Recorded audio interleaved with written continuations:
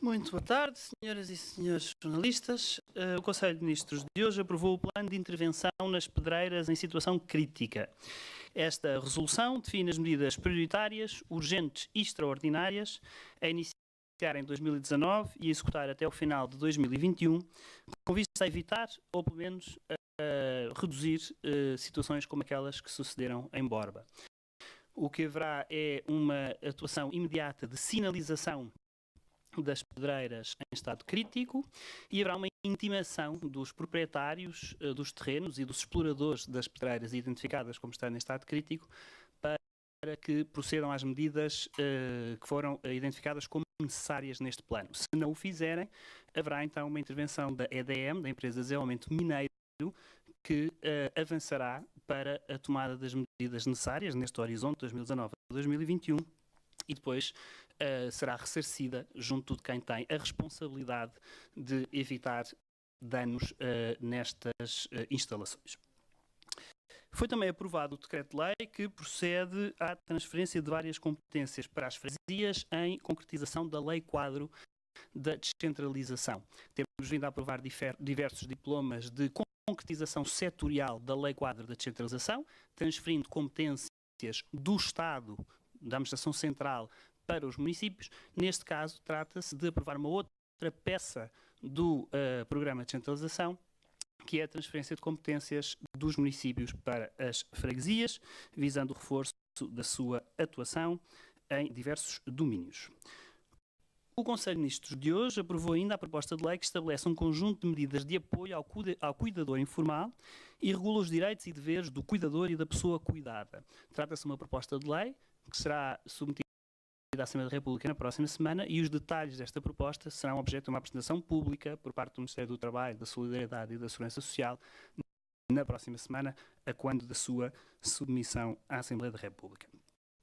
Finalmente, foram aprovados uma resolução que reconhece a necessidade de requisição dos enfermeiros, de requisição civil dos enfermeiros em situação de greve e um conjunto de vários diplomas estruturais na área da cultura. Para proceder a maiores explicações sobre estes diplomas, dou em primeiro lugar a palavra à Sra. Ministra da Cultura. Muito obrigada. Boa tarde a todos. Foram hoje aprovados diplomas importantes na área da cultura, começando pela 2 diplomas para os museus. Um primeiro, o diploma também que já tinha sido publicamente anunciado e discutido com os diretores dos museus, relativo à autonomia dos museus, com algumas novidades que consideramos relevantes naquilo que virá a ser o novo papel dos museus e dos seus diretores. Com esta proposta hoje aprovada, os museus passam a ser pessoas equiparadas a pessoas coletivas, portanto ganham uma autonomia que perderam com a alteração orgânica que deu origem à Direção-Geral do Património Cultural e com isto passam a ter um número de identificação de pessoa coletiva e o número de identificação fiscal. Portanto, regressam assim a uma situação de maior autonomia que já haviam tido no passado. Os museus passam então a ter um órgão de gestão próprio, que é o diretor do museu, e no que diz respeito ao diretor dos museus, monumentos e palácios nacionais, passarão a ter um regime de recrutamento próprio. Portanto, os diretores dos museus passam a ser recrutados no âmbito de concursos públicos direcionados a pessoas com vínculo ou sem vínculo à função pública e de âmbito nacional e internacional. Esta é uma alteração significativa face ao modelo que existia relativamente aos diretores dos museus. Acreditamos assim ser possível abrir o leque daquilo que venha a ser o âmbito de recrutamento dos diretores dos museus. Finalmente, também neste diploma da autonomia dos museus, é importante realçar a aprovação de um órgão consultivo chamado Conselho Geral dos Museus. O Conselho Geral dos Museus é um órgão consultivo constituído por todos os diretores de museus, monumentos e palácios nacionais e que atuará como órgão consultivo, juntando a uma mesma mesa todos os diretores a nível nacional, precisamente para que possa existir maior cooperação e intercâmbio de boas práticas e de problemas também entre os diretores dos museus. Este Conselho Geral tem um papel também muito importante, porque este diploma que hoje foi aprovado tem a duração máxima de 2 anos. O diploma determina que no prazo máximo de 2 anos se deverá dar origem a um regime aprofundado de autonomia e com componentes naquilo que é um modelo de organização, gestão e financiamento dos museus. E este Conselho Geral dos Museus tem o papel, se quiserem, de monitorizar e avaliar periodicamente como é que está a ser implementado a autonomia e também participar no trabalho que será desenvolvido ao longo do próximo ano com a criação de um grupo de trabalho. É o segundo diploma que foi aprovado para os museus, é uma resolução do Conselho de Ministros que determina a criação de um grupo de projeto intitulado Museus no Futuro, que envolve pessoas da área da cultura, da ciência, da educação, dos negócios estrangeiros e da defesa. A defesa tem muitos museus a nível nacional e, portanto, é um elemento aqui importante, só para não estranharem. E este grupo de projeto tem a missão de, no prazo máximo de 1 ano, apresentar um plano estruturado para a transformação dos museus para os próximos 10, 20, 30 anos. E, portanto, estes são os dois diplomas que hoje foram aprovados e que estamos a inquerer mudarão muito aquilo que pode ser a política pública na área dos museus nos próximos anos. Foram aprovados também mais 3 diplomas, um que cria o Arquivo Sonoro Nacional, está finalmente criada a equipa que vai constituir o Arquivo Sonoro Nacional, é uma promessa do Governo deste mandato, já estava neste programa do Governo, na verdade já há muitos anos, pelo menos há 12, que se fala na criação desta equipa. A equipa está criada, a partir de hoje será coordenada pelo professor Pedro Félix, que é professor de etnomusicologia da Universidade Nova de Lisboa e é uma das pessoas que, para dar apenas um exemplo, que participou no trabalho de candidatura do Fado a Património da Humanidade e que tem trabalhado muito na digitalização e precisamente na preservação do arquivo e daquilo que é, se quiserem, o espólio que existe em Portugal na área sonora, radiofónica, etc. Portanto, esta equipa vai começar a trabalhar a partir também de agora. Foi também aprovado hoje o Plano Nacional das Artes. O Plano Nacional das Artes é um programa para os próximos 10 anos, portanto, estamos a trabalhar ao nível de uma geração. O Plano Nacional das Artes será comissariado pelo Paulo Pires Duval, o curador Paulo Pires Duval, que não só é curador, ensaísta e professor, como também se tem destacado nos últimos anos, precisamente num trabalho na Escola Superior de Educadores de Infância na área de cruzamento entre práticas artísticas e pedagógicas. E esta é uma proposta entre a cultura e a educação, que precisamente irá, por um lado, articular planos que neste momento já existem no terreno, a começar no Plano Nacional de Leitura, mas também incluindo o do cinema e o das artes visuais, e que terá aqui um trabalho extraordinariamente importante de preparar a política pública de educação para a cultura e de cruzamento entre aquilo que é as políticas culturais e a necessidade de criarmos já e começarmos já a trabalhar para os públicos mais jovens. Finalmente, o último diploma aprovado hoje refere-se aos Caminhos de Santiago. É um diploma que prevê a certificação e a criação de uma equipa executiva entre a cultura e o turismo para a certificação de Caminhos de Santiago, para percebermos o que é que está em causa. Os Caminhos de Santiago, aqui ao lado, nossa vizinha Espanha, existe já há bastante tempo um procedimento, se quiserem, criado para a certificação, para a sinalética, para definir claramente o que é que são partes do Caminho de Santiago e o que é que deve acontecer nesse território, de que maneira. Portugal não tinha até hoje este processo montado, não tinha uma equipa executiva e não tinha regras para certificar se ou não é parte integrante do Caminho de Santiago. A partir de agora passa a ter, com tudo o que isto permite cooperação entre Portugal e Espanha, por um lado, mas por outro lado também muito importante, aquilo que vai permitir, nomeadamente, acesso a determinados instrumentos de financiamento que Espanha já utiliza e que Portugal vai passar a poder utilizar, precisamente porque tem neste momento e a partir de agora criada estes critérios para a certificação e para a organização dos Caminhos de Santiago. E estes foram os diplomas hoje aprovados. Muito bem, e agora, para explicar as razões que levaram o Governo hoje a reconhecer a necessidade de proceder à requisição civil dos enfermeiros em greve. Dou a palavra à Sra. Ministra da Saúde. Muito obrigada, boa tarde. Sem prejuízo daquilo que é o reconhecimento pelo Governo do direito à greve, face ao que está posto em causa pela atual greve na área da enfermagem e às situações de incumprimento de serviços mínimos reportadas em diversos dos hospitais atualmente em exercício de greve, não teve o Governo alternativa à resolução da aplicação do Instituto da Requisição Civil. Sendo a requisição civil um instrumento de último recurso e cuja utilização é sempre apenas a proporcional ao que se visa defender, será agora por portaria do Ministério da Saúde que se definirá o concreto e respectivo âmbito. É tudo o que neste momento tenho para referir. Bem, estamos agora ao dispor. Se houver alguma questão que queiram colocar. Sandra Machado Soares, da RTP. É que nesta altura ainda não há o parecer do Conselho Consultivo da Procuradoria. Eu pergunto-lhe se o facto de não haver esse parecer, se isso de alguma forma não fragiliza a decisão assinada pelo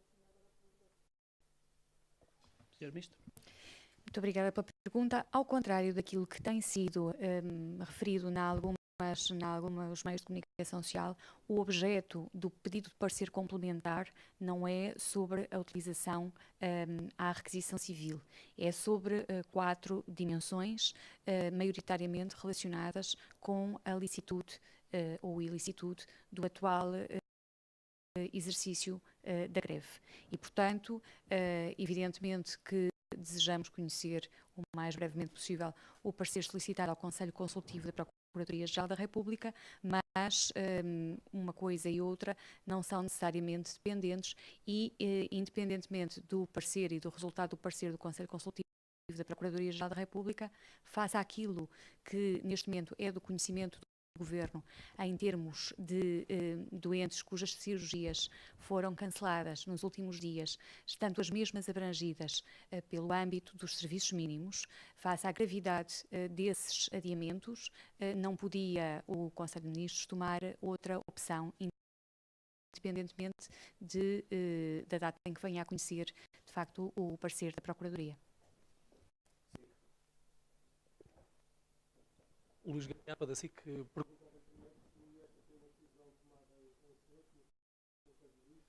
e se o Governo não tem para gravar Quanto à primeira parte, posso responder eu. O Conselho de Ministros delibera sempre por consenso. Quanto à segunda parte, Sr. Ministro. Muito obrigada. É evidente que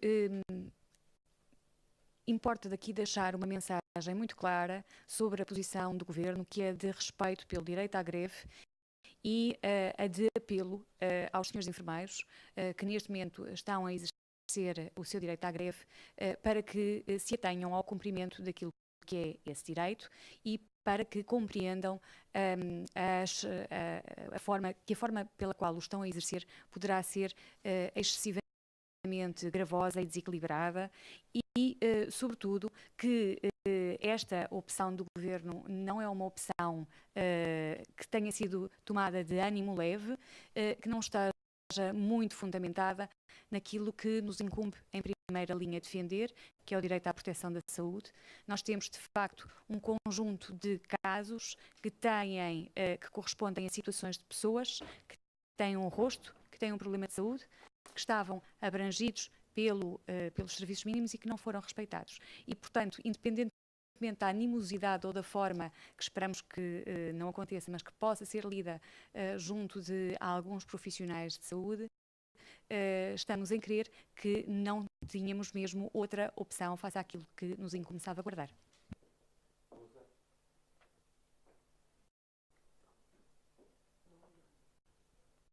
Boa tarde, Joana Felício Lusa. Queria lhe perguntar primeiro para quando é que será conhecida essa portaria do Ministério da Saúde? Já tem uma data para ser publicada.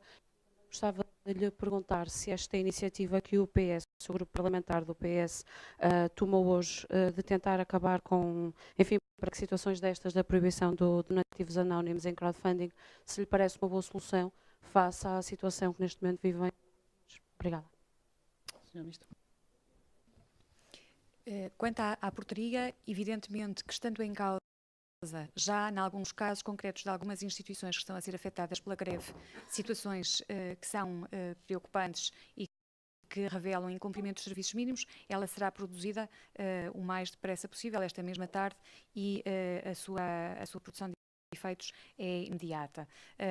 Quanto à questão que me coloca sobre o crowdfunding, essa é uma especificidade que está no contexto desta greve. Há aspectos relacionados com essa especificidade que são também objeto do pedido de parecer que foi feito à Procuradoria-Geral da República e, portanto, aguardamos aquilo que venha a ser o posicionamento sobre esse tema.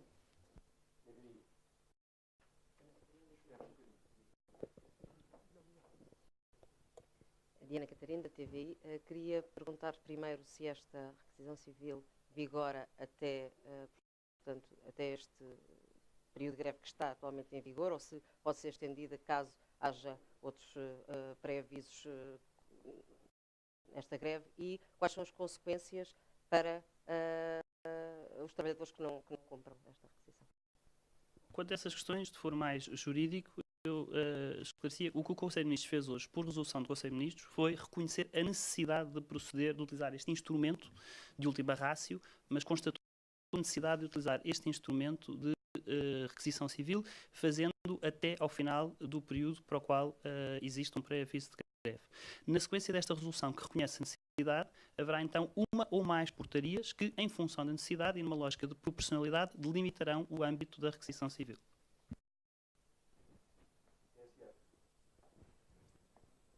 Não sei se os meus colegas já perguntaram tudo sobre a requisição civil, pelo menos já tenho duas respostas que ia fazer sobre isso.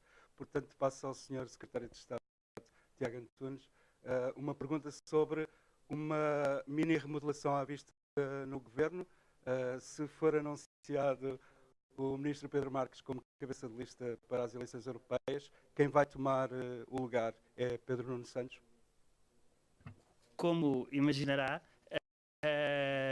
a única pessoa que pode falar de remodelações ou não remodelações é a pessoa que pode tomar essas decisões, que não sou eu. Mais nenhuma questão?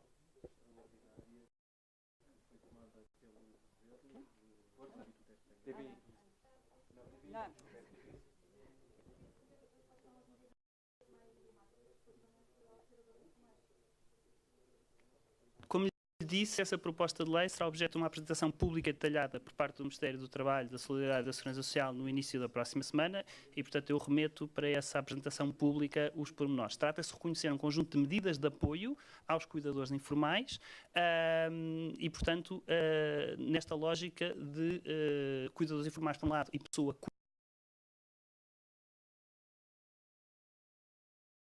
direitos que são aqui previstos através desse diploma, mas, como digo, o detalhe será depois apresentado no início da próxima semana.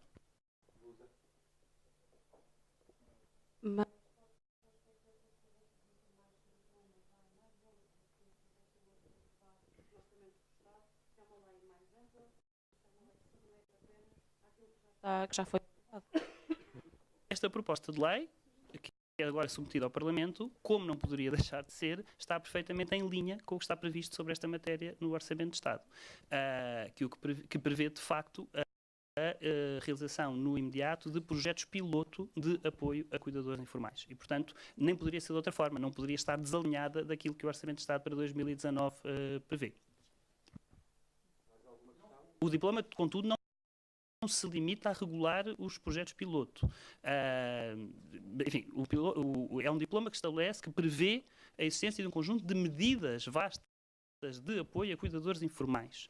Mas, obviamente, que, prevendo o Orçamento de Estado, que no imediato serão este mecanismo será testado através de projetos piloto, é também isso que, obviamente, este diploma contempla, como não poderia deixar de ser.